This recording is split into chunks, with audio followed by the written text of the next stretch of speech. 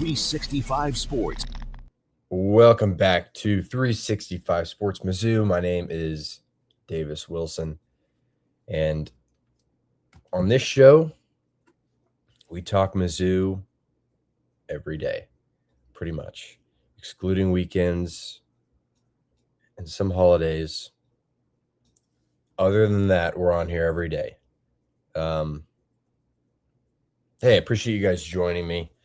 Happy Thursday. Almost done with the week, so good job, everybody. We've almost made it. We've got football on tonight. That's pretty awesome. College football playoffs resumes this evening between Miami and Ole Miss. I think that'll be a pretty good game. I think I'm going to go for Ole Miss, just because I think it would be an awesome story for them. And Missouri's next starting quarterback currently plays on Ole Miss's team, so why not give him a little bit of support and such and so on. That game is tonight, I believe, maybe 6:30. So excited for that. Boy, we've got some stuff to talk about here on this show. We will get to football, but for the first time in a long time, I feel like basketball takes priority over what's going on in football. Missouri basketball went into Rupp Arena last night and played a Kentucky team that maybe they're not as great as we were used to them being, but that is a good football. That is a good basketball team, a team that, in my opinion, is still on track to make the tournament. Missouri beats Kentucky 73-68 on the road. To me, this is now your new best win of the year. It was Florida before this. I still think Florida could be your best win of the year, but this on the road, Missouri has never, ever won at Rupp Arena.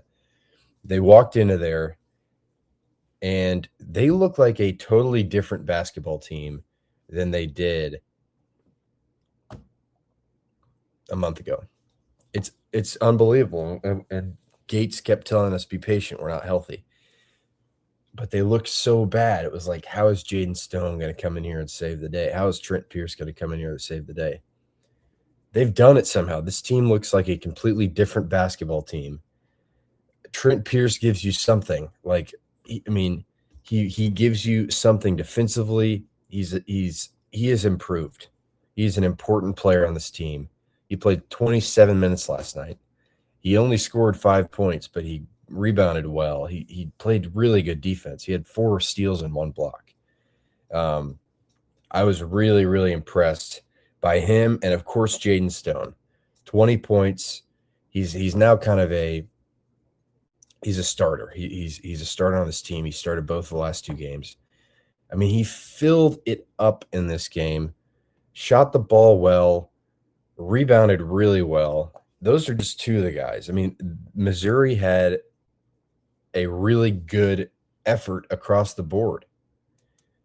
And that's the type of stuff that just makes me excited watching this team. Because, I mean, they look a lot better. Before I get into the stat line, just like there were times in this game where I thought it was going to be over for Missouri. The end of the half, when Missouri had a lead and they kind of gave it away, and it ended up being only a 1-point game at halftime, and it really probably should have been like 7-point lead. That felt like a huge blow, and it felt like this team, if it comes out flat, they're gonna have no chance. But they didn't come out flat. Well, actually, I lied. They did, but they did have a chance. I lied. Kentucky came out. I think they started the second half on like an 11-0 run. I think. I mean, they took a 41-35 lead. So that would be 9 38. Hold on. I got to do some math. Good God. No, I think the 11-0 run was into the first half, into the second half, into the beginning of the second half. Anyway, Kentucky stayed hot after their kind of miracle full court shot to end the first half. They stay hot. They take a lead. They take like a 6-point lead. But Missouri responds. And it's just that's what Missouri did all night long. They responded when Kentucky took control, grabbed control. I mean, late in the game, under 5 minutes left, Kentucky had an 8-point lead that, at your home court, it should be over. 4:37 left in the game. Otega makes a 22-foot three-pointer to make the game 66-58. That's an 8-point game. Missouri calls timeout. Out of the timeout, you get a Trent Pierce layup. You get a stop. You get a Jaden Stone dunk. All of a sudden, it's a 4-point game. You get a turnover. You force a turnover. Jaden Stone makes a three. It's back to 1-point game. Just an incredible response to being down big. And, I mean, they're down by 3. Let me see. They're down by 3 with over a minute left. Sean Phillips dunk, which is an alley-oop, a beautiful alley-oop pass from Anthony Robinson. Anthony Robinson passed really well in this game. Looked like a true point guard. He threw an alley-oop to Sean Phillips. Phillips catches it, puts it away.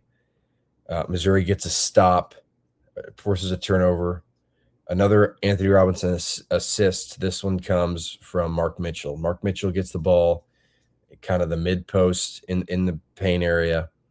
A little turnaround, left-handed hook shot goes in. Missouri's up by 1 with 36 seconds left in the game.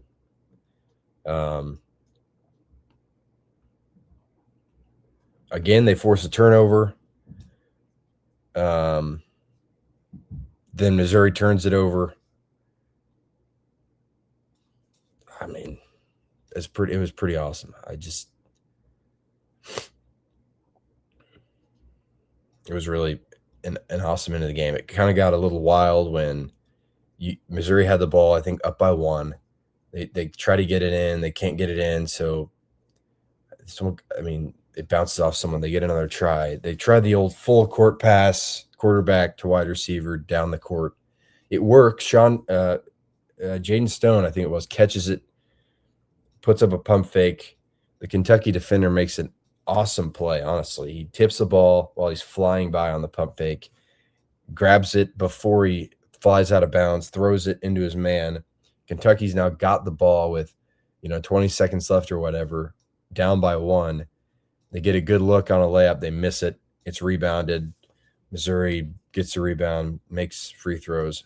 I was worried because free throws, like I said a couple of days ago, continue to hurt this team. But Jaden Stone went 4 for 4 in the last 10 seconds of the game on free throws to close it out, and Missouri wins at 73-68. Back from the dead. Missouri was dead in my eyes and fans' eyes. Missouri was dead when they lost 91-48 to Illinois. And by the way, that game was on December 22nd, so not even like 3 weeks ago. This team is a totally different looking team. They come out, they respond, they have Christmas off, they have all this time off, they have New Year's off. They come in here to Florida, or Florida comes to them. Sorry, they host Florida, the defending national champion. I believe this is the preseason. Missouri tweeted this poll. Let's see. That Florida was the number 1 team in the preseason poll, and Kentucky was number 2, which is not true. Maybe that was SEC preseason poll. But Florida, defending national champion, Kentucky spent a bunch of money in the transfer portal, brought a lot of guys in, and you've got all of a sudden you've got 2 really good-looking wins. It's not only like the other teams played bad. Missouri played well. They played up to their competition. They're now 12-3. Their losses were on the road at Notre Dame, a game that admittedly they should have won, and they would have won if they were healthy. Apparently, I mean, this is the best team of all time when they're healthy. They lost on the road to Notre Dame. They lost in Kansas City to Kansas by 20. That loss looks bad, but at the first half it was at least close, and they kind of just fell apart in the second half. And then, of course, the horrible Illinois loss, 91-48. They respond with a 76-64 win over Florida and a 73-68 win at Kentucky. Unbelievable. I cannot believe it. They play on Saturday. They will host, they go on the road and play Ole Miss. Ole Miss coming off of a game. I watched this game a little bit. Arkansas beat Ole Miss in Oxford, I believe, 94-87. Ole Miss also lost by 16 points at Oklahoma. They are 8-7, 0-2 in the SEC. I know you're on the road. I know it's going to be tough. This is a winnable basketball game too. I mean, this is not the same SEC as it was last year. You're going to be able to pick up wins. They go to Ole Miss, and then on the 14th, which is next Wednesday, they host Auburn. Auburn's 9-6, also 0-2 in the SEC. They just lost to Texas A&M on a crazy ending where Auburn's buzzer beater gets waved off when it looked like they had gotten it off in time. So they lost that game. They also lost at Georgia 104-100. I mean, I'm just saying, like, this stretch of games for Missouri is winnable. After that, they go to LSU. LSU also 0-2 in SEC play, but I mean that's going to be a tough game. I mean, these teams are good, but you're not running into anyone crazy. You have a chance to pick up some wins, build on this momentum in the next week or so. And if they can do that, man, that's really exciting stuff. Missouri's up to 52 and getting the Ken Palm rating.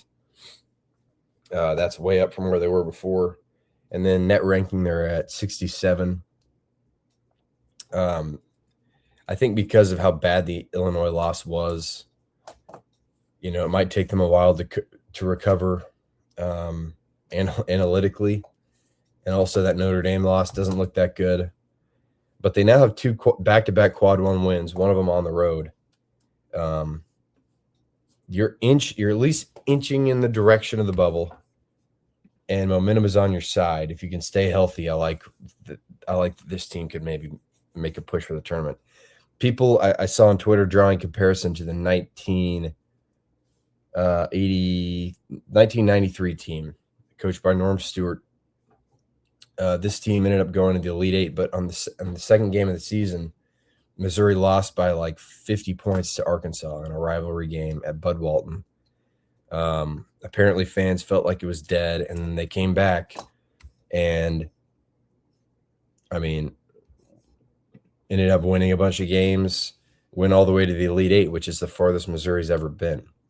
So maybe Norm Stewart got in Dennis Gates' ear, told him the secret to bouncing back from a loss as humiliating as the one against Illinois or the one back in 1993 against Arkansas.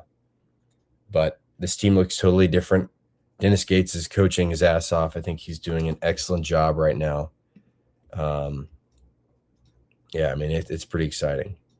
Funny enough about the 1993 season, Missouri also lost at Notre Dame.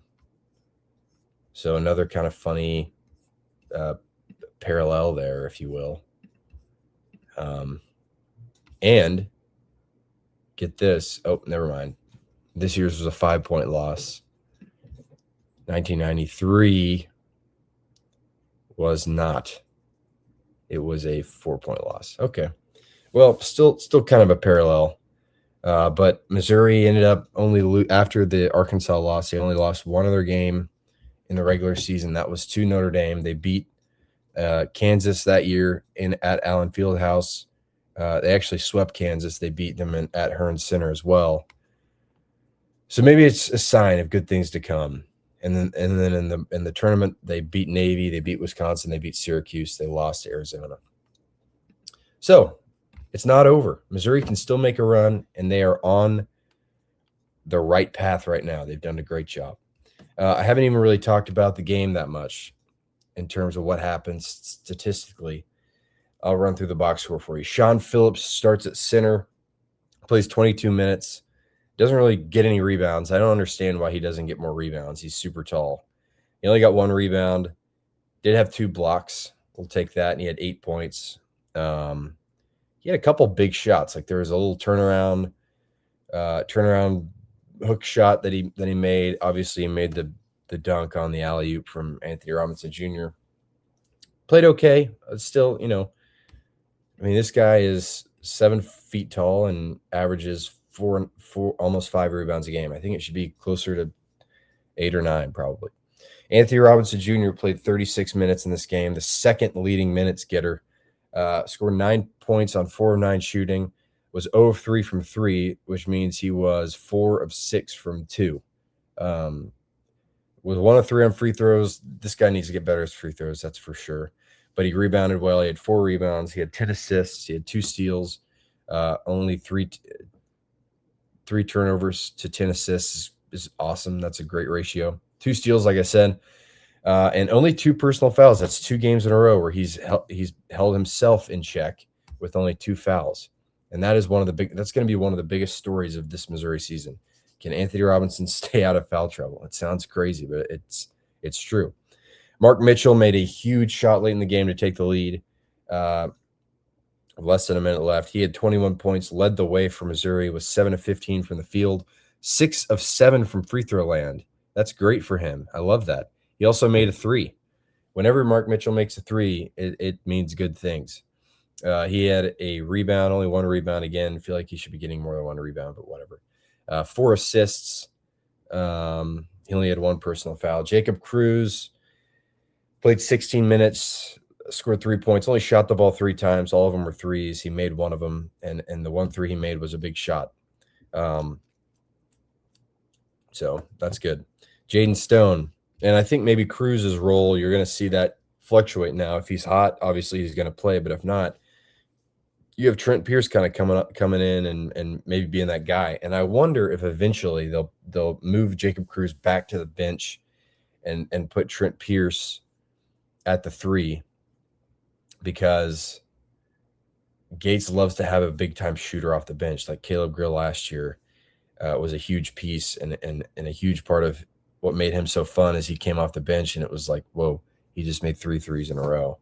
So maybe eventually when Trent Pierce gets his legs back under him totally, although, man, he played 27 minutes last night, so maybe he's got his legs. Maybe Cruz moves back to bench, and I don't know. We'll see.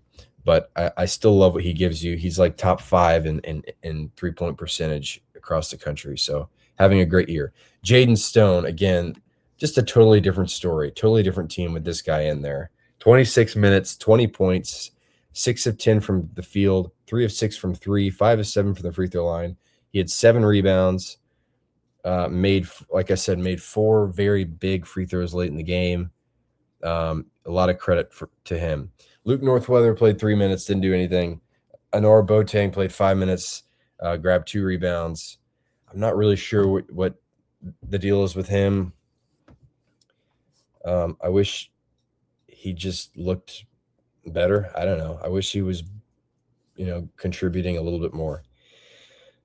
Tio Barrett, Anor Boateng's classmate. Tio Barrett played 17 minutes, scored 7 points on 3 of 3 shooting, had a rebound, had an assist, had 2 turnovers, made a couple big buckets. So he gets to the basket really well. He gets to the basket maybe better than anyone on the team outside of like Mark Mitchell, maybe Anthony Robinson, but he gets to the basket super well, it seems like, and he seems like a smart player. Nicholas Randall, how about that? I mean, who would have thought this guy was going to have a big role?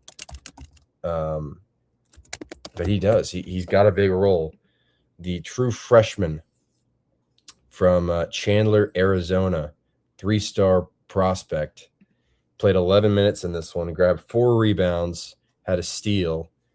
Hey, that's fine. 11 minutes, 4 rebounds, a steal. Only shot the ball once. That's okay. That's a nice little game from a role player. And then finally, Trent Pierce played 27 minutes, had 5 points on 2 of 5 shooting, 1 of 4 from three-point land, had 5 rebounds, 3 assists, 4 steals, 1 block, 3 personal fouls. Awesome game for him. So those were the stats for Missouri. Kentucky, Jaden Quaintance, a lot of people remember him. Missouri recruited him twice. It feels like out of high school, they really wanted him and almost got him. And then when he transferred from Arizona State, it seemed like for a little bit maybe they were going to be interested. But he ends up transferring to Kentucky, scores 1 point. Otega Owe, the guy that will lead the way for them, he had 20 points. He was pretty dangerous, but no one else for them got in double-digit scoring. And Missouri had 2 guys getting double-digit scoring, so that's why they won, I guess. All right, last little stats I'll run through. Missouri shot 52% from the field. Kentucky shot 43% from the field. Missouri shot 35% from 3, 72% from free throw land. I'll take it. That's great. That's a huge improvement. They made the ones that counted late down the stretch. That's awesome. They were actually out-rebounded 31-29. Like I said, Sean Phillips, Mark Mitchell, maybe get a couple more rebounds. Come on, what are we doing? Missouri had 20 assists compared to Kentucky's 16. They turned the ball over 1 less time. Missouri had 40 points in the paint compared to Kentucky's 28. Kentucky had 24 fast break points. Missouri only had 7. But it ended up going Missouri's way. Missouri gets a win. They're now 2-0 in SEC play, 73-68 over Kentucky at Rupp Arena. A feat that's never been done before by any Missouri team in the history of Missouri basketball. They've never won at Kentucky. So there you go. I'm starting to kind of change my tune on what I think about this basketball team. I am a little bit. I'm not going to totally. I mean, I am bought in. I'm bought back in, but I'm not going to tell you this team is totally going to continue this and going to make the tournament. I don't know, but they look really good right now, and they're on the right track, and they have 2 good wins under their belt. They're 2-0 in SEC play. I love what they're doing, and if they can stay healthy, I imagine it'll stay like this. So they play Saturday. They play, what did I say, Ole Miss on Saturday? Let me just make sure that's right. Yeah, they play Ole Miss on Saturday at 5 o'clock on SEC Network. I'll talk about that game on Monday. That's all I have for basketball. I'm going to take a quick break, and then I'm going to talk some football. The stage is set. College football playoffs are here. Every snap, every drive, every touchdown, DraftKings Sportsbook, the #1 sportsbook for live betting, puts you right at the center of the action. From real-time wagers to season-ending thrillers, DraftKings keeps you in the game from kickoff to the final whistle. Download the DraftKings Sportsbook app and use code ALLMIZZOU. That's code ALLMIZZOU for new customers to turn $5 into $300 in bonus bets if your bet wins. In partnership with DraftKings, the crown is yours. Gambling problem?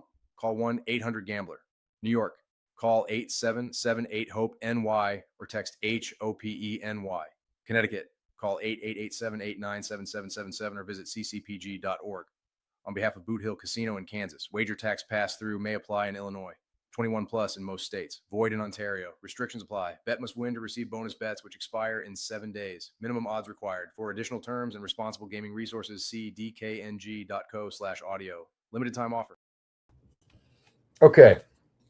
By the way, I suggested to those that live in a legal gambling state to maybe invest in Missouri plus 12.5 against Kentucky, and that worked out.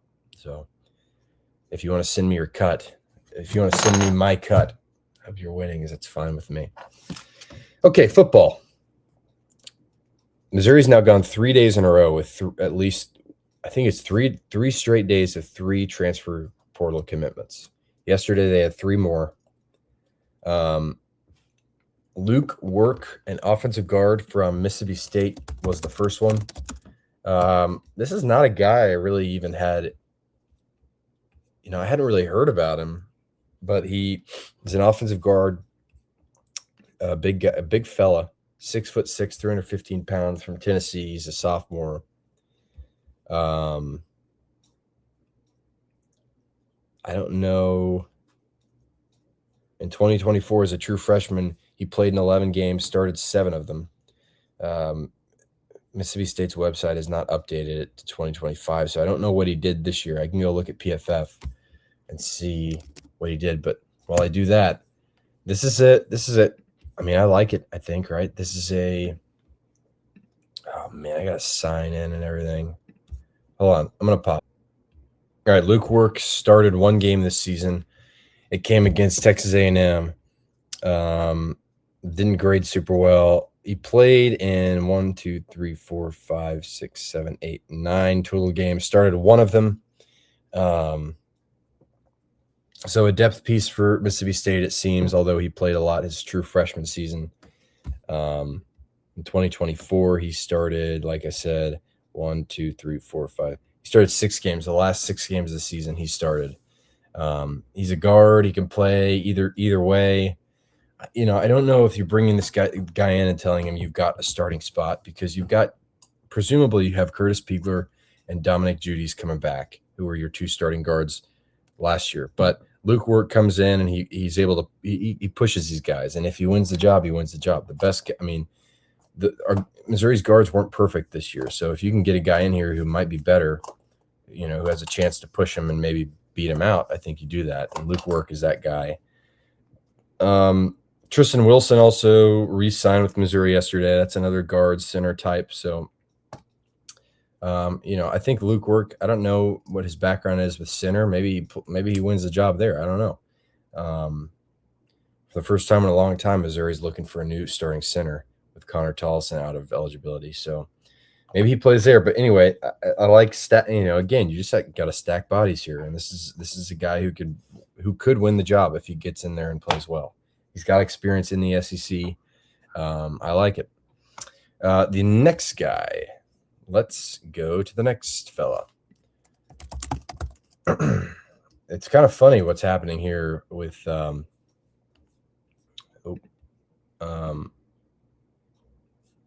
what are we doing? Hold on 1 second. Here we go. The next guy I'm ready to talk about that Missouri lands in the transfer portal is a safety, another safety, Kinsley Lodor Austin. Sorry, not Austin, Foston. Quite a name. He hails from Auburn, the second Auburn defender to transfer to Missouri in the last couple days. Kinsley Louis-Dor Foston, a 5'11", 183-pound safety from Naples, Florida. This year he had an interception, 2 passes defended. Started in 3 games for Auburn. He started against Georgia, he started against Oklahoma, and he started against Alabama. His interception came in a game against Arkansas where he played in 1, 2, 3, 4, 5, 6, 7, 8, 9, 10, 11 games this year. Started 3 of them. Again, another guy with experience, you know, played a good amount on Auburn's defense. Remember, Auburn's defense was pretty good.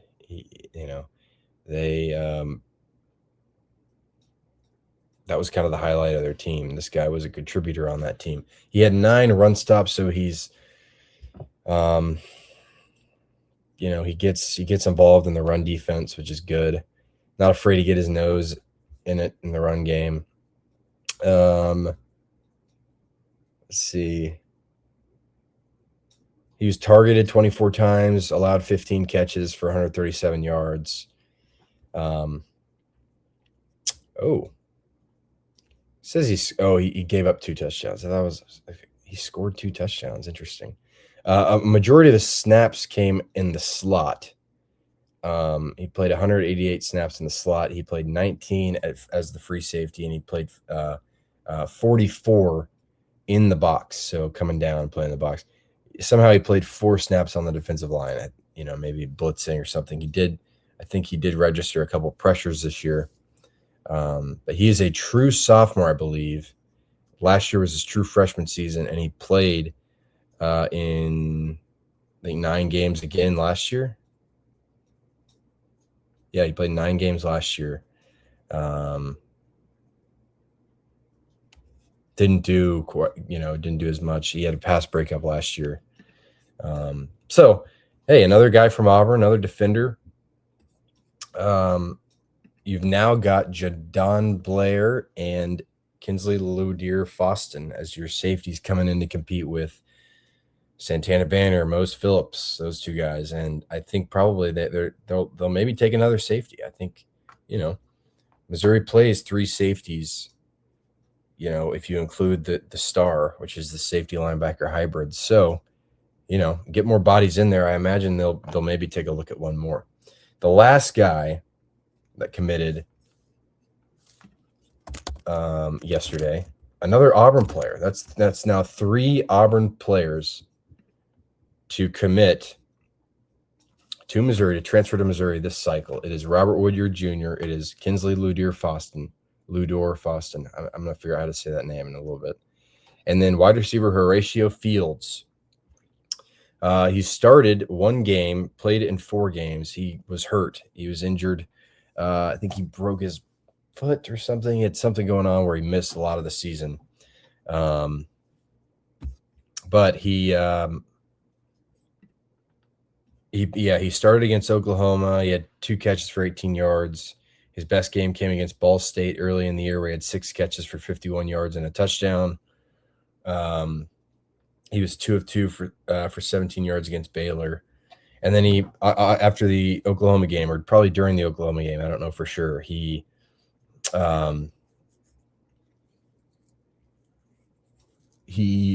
injures himself and he's out for the rest of the year.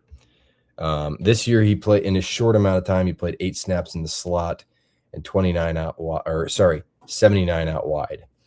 So he's 6'2", 200 pounds, an outside receiver that can complement Olubide, the other side of Olubide, and also, with Caleb Goody probably being your slot, now you have kind of a something building out here. And again, I think they probably take a couple more receivers too. Maybe at least one more, would be my guess. But before 2024, you're probably wondering why this is a big deal. His stats don't sound that good. But before 2024, he played for before this year, he played at Wake Forest in 2024. And he finished with 39 catches for 467 yards and 4 touchdowns. And again, he played 336 snaps out wide, 69 in the slot. Like I said, 4 touchdowns, started every game in 2024, was a much more dangerous player just because he was healthy. So you're hoping he's healthy. And then again, against Wake Forest, he played in a couple of games as a freshman, 2023. I think that was his freshman year. But yeah, 2024 was kind of his big year, breakout year, 400-something yards, 4 touchdowns. So depth at the wide receiver position, probably a starter. He's a 4-star transfer, a recruit, so a big deal there. So that is kind of what we're looking at in terms of who committed yesterday for Missouri. I don't know who will be next. I don't know if there'll be people today. If history repeats itself, there'll be 3 more guys when I record this episode tomorrow, but I don't know who they'll be. Missouri is hosting a couple players that are big time players. Let's see. Wendell Gregory from Oklahoma State, defensive end, 6'3", 255-pound freshman. He started his career, played 1 game at South Carolina as a true freshman, redshirted that year. This was his redshirt freshman year at Oklahoma State. He had 4 sacks, 1 forced fumble, 28 tackles. Missouri is bringing him in on a visit Friday. He is at the University of Texas today, so you hope he leaves there without a deal and maybe Missouri can get it done on Friday. But also a couple more guys expected to visit reportedly is James Smith from Alabama, a big defensive tackle, 6'3", 297-pound junior. This year he had 26 tackles, 1 pass defended, 2.5 sacks. This is a really good player. let's look at his. There's so many guys named James Smith. How do I find the right one? Bama. Yeah, here we go. Let's see.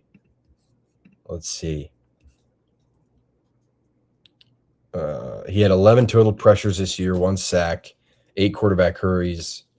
Was very good in the run game, had 12 run stops. So this would be a big time player, James Smith. And then another Alabama player, a guy that I think these two guys, James Smith and this guy, Quay Rusaw, are supposed to transfer together. They played high school ball together. They played at Alabama together. I think they're a package deal. I think they're visiting Missouri together.